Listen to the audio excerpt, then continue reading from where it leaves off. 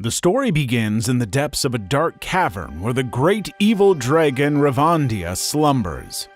A little girl, Lingji, disturbs him and offers herself as a sacrifice so that he may help mankind fight against the army of the Demon King. But he is taken aback by the girl because he's a powerless and cowardly vegetarian dragon who has done nothing but grow over the last 5,000 years. The girl insists on how he's a commander of the Demon King and his strength is matched only by the Demon King himself. And she has nowhere to return to because her village sent her as a sacrifice, and in order to fulfill that role, she's even prepared to kill herself. Forced into a corner by his own guilt as he notices the girl's magical potential, he pretends as if he has eaten her soul as a sacrifice. This leads to her believing that she is his disciple now. The two ride to her village where the villagers are frightened at the sight of the revered beast. To hide his powerlessness, he puts on an act of an evil dragon, hoping to return the girl so that he can go back to living in the caves for a few centuries. A boy named Iode suddenly charges at the dragon for devouring Lingji's soul, but he's stopped in his tracks by her. He cries because he was supposed to be the sacrifice, but she was sent in his stead. Suddenly, the village is attacked by a pack of dark wolves, and in no time they surround the dragon. Lingji steps up, and in belief that she's his disciple, the girl unleashes her magical power and slays the wolves in a few strokes. With his vast experience, he deduces that the girl might just be the most powerful wizard and scarier than any monster. The villagers throw a party to thank Ravandia, though he demands that Aode be brought in front of him immediately, so that he may clear the misunderstanding. But the boy is hopeless. He firmly believes that the dragon is evil for devouring his friend's soul. She is not so different because she believes that he wanted to steal her place as a sacrifice and a disciple. After she steals clothes from the boy's home, Lingji gets on the dragon's back and uses her magic to summon wings so that they may head for the Demon King immediately. And like this, he's unable to return her to the village. In order to avoid fighting, he coaxes her into looking for a town first so that they may join like-minded individuals before taking on their nemesis. She uses her clairvoyance to guide them to the city of Paleodonor. Upon arrival, they notice that the city is being attacked by monsters, and before even landing, they are ambushed by the flying monsters and terrified city defenders. Lingji fires an immense amount of magic and obliterates them. The general of the city, Leonti, introduces herself and asks the pair for help after seeing their strength. On her master's orders, she quickly takes flight to take care of the flying monsters. He also advises Ai to defeat the boss of the monsters first because that will disperse the rest, and she heeds. Later, he asks Lingji to rest and she ends up sleeping beside him. Tears drip down her face as she dreams about her father, but her master's presence comforts her. Later, with the boss defeated, the general thanks the dragon for his advice. As the girl sleeps, he admits to the general that she's not his disciple and he's not a commander of the Demon King, because in reality, he's weak. But she finds it hard to believe that a human child has such immense magic, though she warns him that if it is indeed her power, she may someday get devoured by it and turn into a real evil dragon. She also asks why he is betraying the Demon King, and when he is unable to answer, she reveals she is a general in the Demon King's army and attacks him. The sleeping Lingji awakens and protects her master, but she gets pushed back by the general because of the former's lack of sword skills, and with a single strike, the general defeats her. She then goes on to beat the dragon to see if he retaliates. Seeing how weak he is, she stops and admits that she was just testing him to see if he would counter, and her being a part of the Demon King's army was a lie. She also advises him not to tell anyone that he's weak, because he has the second highest bounty in the world, just below the Demon King himself. Realizing he has to stay with the girl for the sake of protecting himself, whether he likes it or not, he agrees to convince her the fight with Ai was a dream. The next day, Lingji wakes up and is shocked to see her master shrunken down in size. Unable to explain how the general was the one who forced him to drink a rejuvenating potion so he doesn't stand out because of his size, the dragon masterfully comes up with a reason that hardly makes sense. But the innocent disciple wholeheartedly believes him. And after getting some gear from the general, the two once again set off on their journey.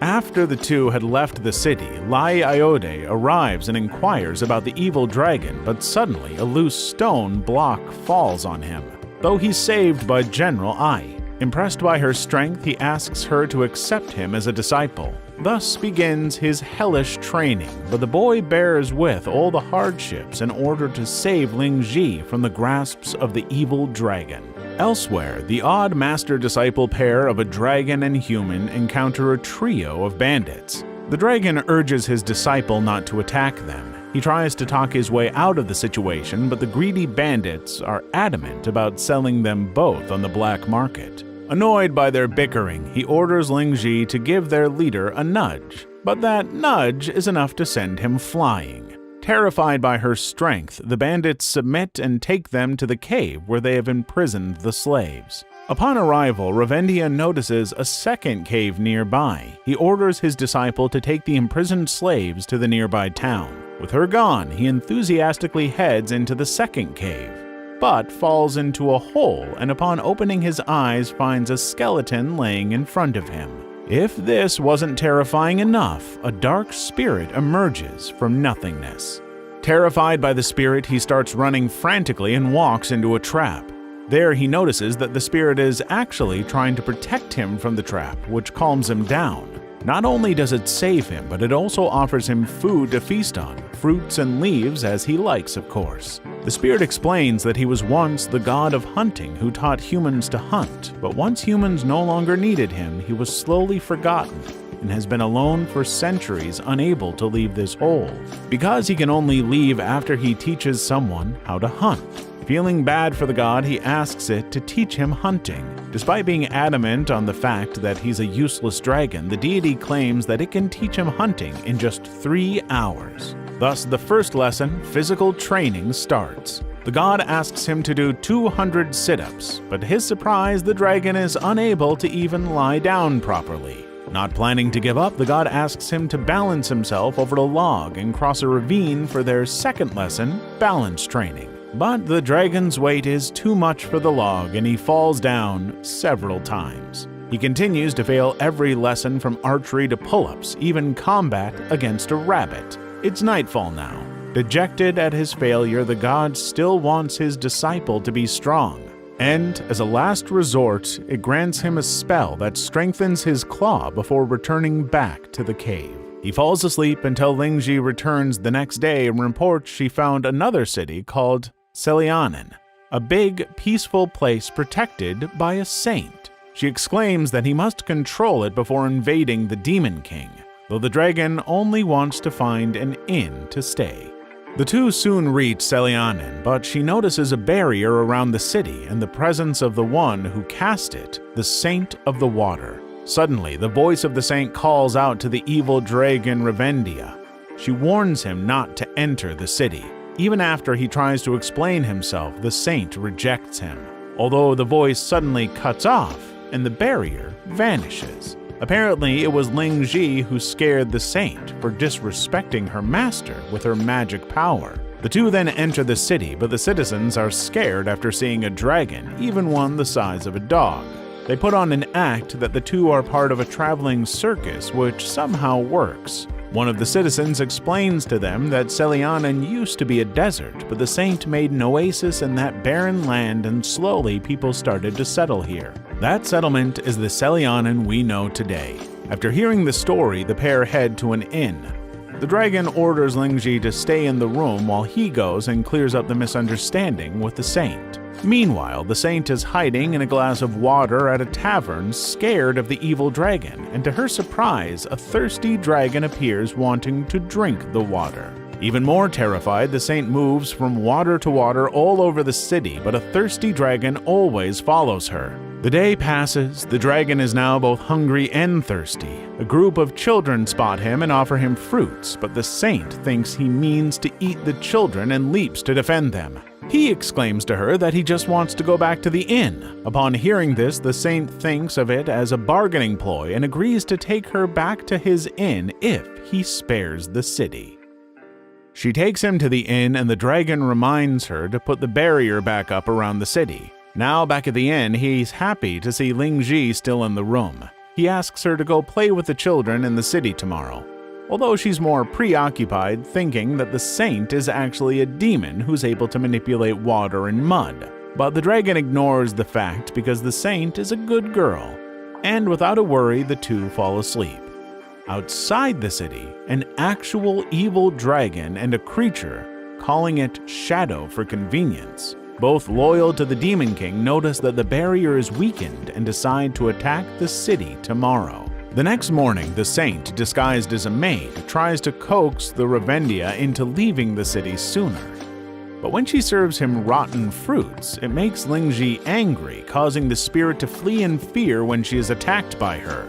The master gets angry at her pupil, scolding her for wasting food and recklessly using her power. Seeing her sad face, he asks her to go and play with the children in the city. But once she leaves, he heads to the saint to once again clear the misunderstanding. But he's trapped underwater in a water dimension by her as she tries to drown him. Meanwhile, Lingji is confused when the children inquire her about her small, cute dragon because she thinks of her master as big and strong.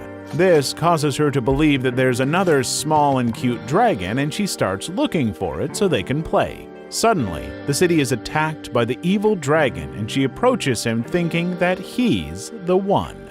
The evil dragon accepts her invitation to play and prepares for a duel, but she lifts him up and throws him like a ball.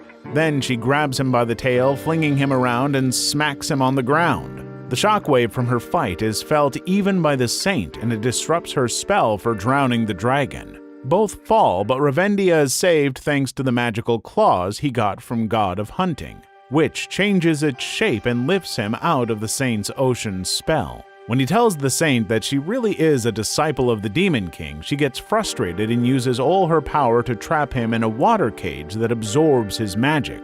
Fortunately, this spell also absorbs the effects of the rejuvenating potion, causing him to grow back to his original size, which leads to the two being tossed back to Selianen through a portal. The saint cries, thinking that she has failed in her duties to protect the city. But the dragon disputes her thoughts by reminding her that she has protected the city despite being a demon and has earned the title of the saint. Hearing this rejuvenates her, and she heads to protect the city once again, but suddenly freezes in her tracks as a grasshopper possessed by Shadow lands on her head, and she starts exuding dark energy.